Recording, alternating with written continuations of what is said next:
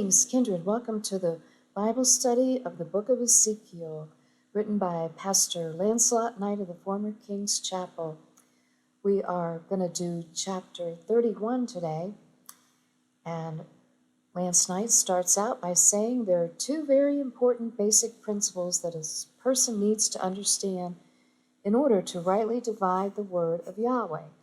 And in particular, this 31st chapter of Ezekiel, the first is that a proper translation must be made before a proper interpretation can be achieved. The second principle is to understand the symbology used so that one can determine the subject and context of what is being discussed. Let's look at a brief illustration of each principle. Consider the sixth commandment found in Exodus 20, verse 13, which reads, in the King's English, quote, "Thou shalt not kill," unquote. Unfortunately, the way most Sunday school classes are conducted in our churches, people rarely get an opportunity to learn what this commandment really says. Usually, a very kind and thoughtful person, though not a Bible scholar, unselfishly gives of his or her time and volunteers to teach Sunday school or Bible class. He or she traditionally chooses a topic for class discussion, and after selected Bible verses are read, participants are asked to share what these verses mean. Quote, "Jane, what does 'thou shalt not kill' mean to you?" Unquote. Jane replies, "I think it applies to all life because all life is precious, even the animals. I don't believe we should kill animals just to get their furs." Quote, "Joe, what about you?" Unquote. Joe says, quote, "I think the proper killing of animals is okay, such as is required to obtain food, but man has no business and no right taking the life of another human being. Only Yahweh has that right. Therefore, I think all capital punishment should be abolished in all states." Unquote. The problem with all this is that the very foundation of the discussion itself is false, in that teacher failed to obtain a proper understanding of what the sixth commandment really says. What the teacher should have done after doing his or her homework was to read the sixth commandment and then say, "Class, in the Hebrew in which it was written, the word 'kill' used here in Ezekiel 20:13 is ratzak, which means to murder in a premeditated fashion. In other words, a ratzak is a homicide, a premeditated murder of a human being. It has nothing to do with animals, accidentally killing someone, or even the killing done militarily in warfare. Any questions so far?" Furthermore, class, Yahweh commands us just a few verses later in chapter 21, verses 12 through 13, that if a person murders someone, he or she is to be put to death, killed, not murdered. They are even different words in English. However, if someone accidentally kills another person, which is not murder, ratzak, he or she shall not be put to death. So we see that the states that have capital punishment are abiding by the law of Yahweh, while those who do not execute convicted murderers are in violation of his law. The point to all of this is that there are many single words in Yahweh's word, the misunderstanding of which have caused great error and even embarrassment to Christianity, such as the word "was" in Genesis 1, verse 2, which should be properly translated "became." Likewise, in verse 3 of this 31st chapter of Ezekiel, we have the word "Assyrian," which has no article preceding it in the Hebrew text, and it should be properly translated "box tree" or "box cedar." Since it is a subject for most of chapter 31, the proper translation of this word is necessary to understand what or who is being talked about. This brings us to our second basic principle pertaining to this chapter, which is understanding symbolism. You see, the unique thing about allegory and symbology is that if you understand what it is that the symbols represent, then what is being said becomes very, very simple and so easy to understand. However, if you do not understand what or who the symbols represent, then the simplicity of that which is written becomes a mystery and is actually hidden from your understanding. Such we find to be the case with trees in the Bible. Why is there such difficulty in understanding who the tree of knowledge of good and evil is in Genesis chapters 2 and 3? Throughout the word of Yahweh, men and even Yahweh himself are likened to trees. Yahweh says of himself in Hosea 14 verse 8, I am like a green fir tree. From me is thy fruit found. You can partake of the fruit from the tree of life, which is Yeshua, but not from the tree of knowledge of good and evil, which is Satan. Eve was told to stay away from that tree, which was in the midst of the garden. That tree was Satan himself, which we will document in this 31st chapter of Ezekiel. And don't people know that actual fruit trees don't have any knowledge of good and evil? They are dumb saps, the trees, that is. Note, if you think Eve ate an apple, by the way, the word apple is not anywhere found in Genesis, and you would like to know what really happened in the Garden of Eden, then read Genesis part 1 at kingschapel.org, bible.htm. And I might add here that that site is no longer available. So I'm hoping that maybe I'll get to post that study at a later time. In Mark chapter 8, we read the account of Yeshua healing the eyes of a blind man. Some people think he healed him just so the man could physically see his surroundings. Wrong. He healed his eyes primarily to give him eyes to see, which is spiritual vision. It happened on this wise. Yeshua first moistened the man's eyes and placed his hands over them, and then Yeshua asked him what he saw. Here's what the man said. Mark 8:24. And he looked up and said, I see men as trees walking. The man didn't say, I see men as trees walking because he had blurry vision, because, as some say, Yeshua's batteries weren't fully charged and he didn't give the man enough juice. How silly and stupid. It is likely the man couldn't see anyway because Yeshua had his hands over his eyes. Nevertheless, Yeshua caused him, through his anointing, to spiritually see men as trees, and had it written for you and me to understand. Then, after the master teacher opens his spiritual eyes to be able to see men as trees, he restored his physical sight. Verse 25, and after that he put his hands again upon his eyes and made him look up, and he was restored and saw every man clearly. So, if you have had your blind eyes opened by Yeshua Messiah, and you can see men as trees, then you will enjoy this 21st chapter of Ezekiel, because it will make sense to you even without a lot of commentary. Ezekiel 31, verse 1. And it came to pass in the 11th year, in the 3rd month, in the 1st day of the month, that the word of Yahweh came unto me, saying, This is only 2 months before the fall of Jerusalem.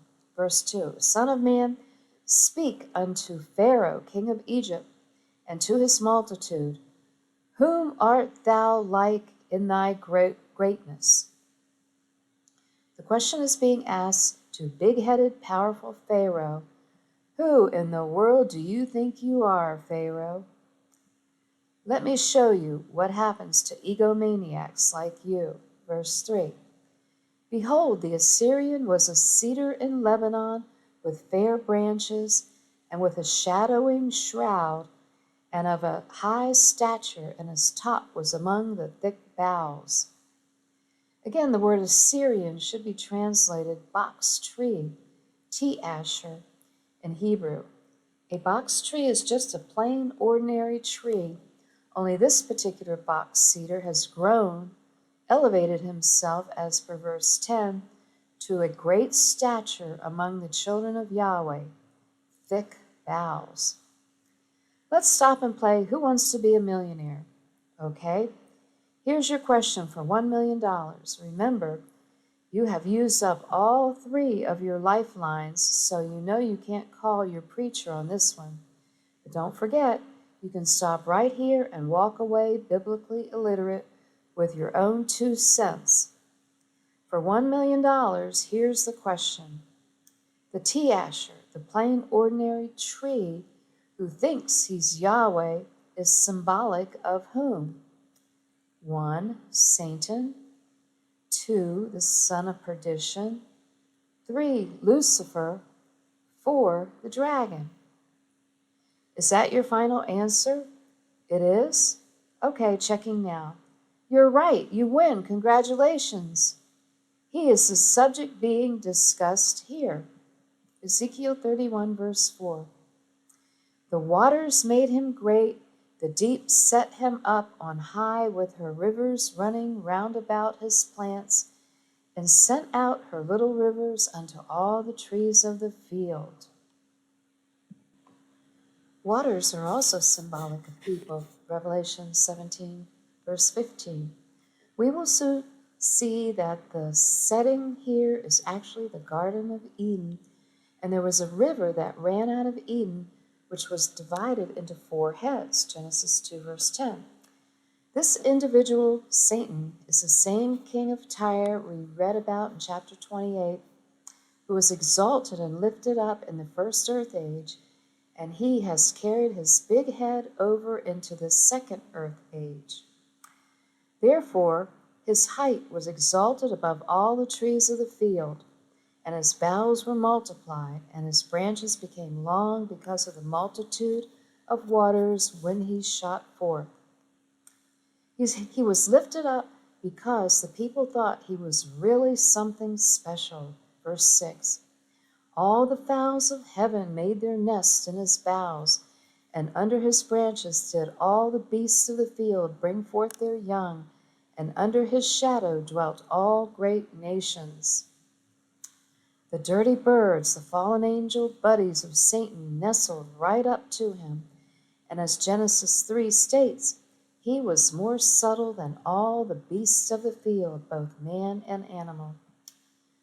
Thus, verse 7, he was fair in his greatness, in the length of his branches, for his root was by great waters. He had great power and authority. Note, actually, what we as believers really need to understand from this is that Satan himself individually has no powers at all. Oh, sure, he's subtle and cunning and talks a good story, but he is not a God with supernatural powers, though he will appear that way when he comes because we are in the flesh while he is not. He is a created son, chapter 28:13, in the day that thou wast created, just like the rest of us. He gets his power and authority from the people and his corrupt system of the 4 hidden dynasties, but he has no Yahweh-like powers. You could liken him to Castro or even to our president. They are mere mortal men who have no more supernatural power than other mortal men, which is none of it at all. Got it? They simply derive their power from the system. So it is easy to understand in Isaiah 14 that during the millennium, when Satan is stripped from his power and bound in the pit, that people walk by and say, quote, "Is this the man who deceived the nations?" unquote. That is also why it is easy to understand how it is Michael has no problem manhandling Satan all by himself, one-on-one. Without his gang and his authoritative powers, Satan is not much at all. You see, although Satan is very beautiful and charismatic in Luke 10, verse 18, Yeshua Messiah gave us power and authority over this low-life box tree and all the dirty birds who nest in his boughs. No one can top Satan in his good looks, etc., as we read in Ezekiel 28, and as we will read in the next verse, our Father made him from the full pattern, i.e., perfect in beauty. He does not run around with a red suit toting a three-pronged pitchfork. Ezekiel 31, verse 9. I have made him fair by the multitude of his branches, so that all the trees of Eden that were in the garden of Yahweh envied him. Literal trees can't and don't envy each other any more than they have any knowledge of good and bad. Of course, tree huggers probably envy other tree huggers who might be hugging a more beautiful tree than they are hugging. But what can you expect from someone who has the mentality of a sapling? So, in verse 9, where do we find the little box cedar who thinks he's Yahweh? In the Garden of Eden, the Garden of Yahweh. Imagine that, the tree who thinks he knows better than Yahweh. What right and wrong for people, or what's right and wrong for people, was in the Garden of Eden. And you know what? He's so subtle and deceptive that he has the majority of believers believing it was just an apple tree and not him.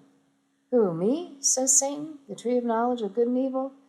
I tell you, Eve ate an apple. I never had sex with that woman.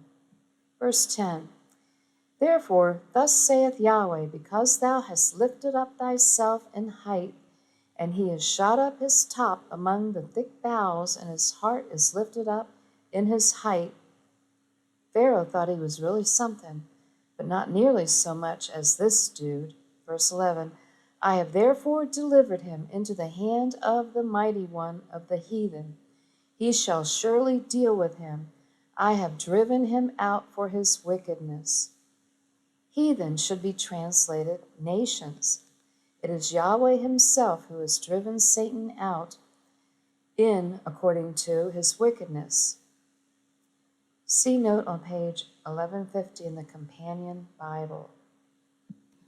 12. And strangers, the terrible of the nations, have cut him off and have left him. Upon the mountains and in all the valleys his branches are fallen, and his boughs are broken by all the rivers of the land, and all the people of the earth are gone down from his shadow and have left him. He's coming down. Timber. 13. Upon his ruin shall all the fowls of heaven remain, and all the beasts of the field shall be upon his branches. Verse 14. And to the end that none of all the trees by the waters exalt themselves for their height, neither shoot up their top among the thick boughs, neither their trees stand up in their height, and all that drink water, for they are all delivered unto death, to the nether parts of the earth, in the midst of the children of men, with them that go down to the pit. The nether parts of the earth and the pit are Hebrew idioms meaning the state of degradation. The children of men should read the sons of Adam, i.e., as it is written in Isaiah 14, Satan will be in the pit in that state of degradation during the 1,000-year millennium. Isaiah 14:14, I will ascend above the heights of the clouds, I will be like the Most High. Speaking of big talking trees, Satan really makes an ass out of himself, doesn't he? 15. Yet thou shalt be brought down to hell, to the sides of the pit. Verse 16. They that see thee shall narrowly look upon thee, and consider thee, saying, Is this the man that made the earth to tremble, that did shake kingdoms? After the millennium, he will experience the second death, which is to perish. Note, to better understand these next few verses, read them as prophetic history. Ezekiel 31, verse 15. Thus saith Yahweh, in the day when he went down to the grave, I caused a mourning. I covered the deep for him, and I restrained the floods thereof, and the great waters were stayed, and I caused Lebanon to mourn for him, and all the trees of the field fainted for him. Hey, Pharaoh, and everyone else reading this account, great was the felling of this tree. You know, the bigger they are, the harder they fall. And just like we read about the fall of Tyrus, when this tree went down, there was a great lamentation. Fainted means mourning. That's mourning. Verse 16, I made the nations to shake at the sound of his fall, when I cast him down to hell, with them that descend into the pit, and all the trees of Eden, the choice and the best of Lebanon, all that drink water shall be comforted in the nether parts of the earth. The nations were surprised, all shook up when this tree fell. Verse 17, they also went down into hell with him unto them that be slain with the sword, and they that were his arm, that dwelt under his shadow in the midst of the heathen.